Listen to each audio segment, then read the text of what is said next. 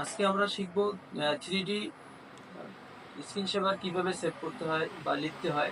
আজ থেকে আমরা দেখব। প্রথমে হচ্ছে আপনার রাইট বাটনে, মাউসের রাইট বাটনে আমরা ক্লিক করে পার্সোনালাইজ এই অপশনে ক্লিক করব। ক্লিক করার পর বাম সাইডে দেখতে পাচ্ছি আমরা লগ স্ক্রিন, এখানে ক্লিক করব। ক্লিক করার পর স্ক্রল করে নিচে দেখতে পারবো যে স্ক্রিন সেভার সেটিং, এই অপশনে ক্লিক করব আমরা। করার পর দেখবেন যে একটা এরকম পপ আপ অপশন এসছে। সিটিং অপশনে আমরা ক্লিক করে কাস্টম টেক্সট, এই জায়গায় আমরা আমাদের মন মতো করে যা ইচ্ছা তাই লিখতে পারি।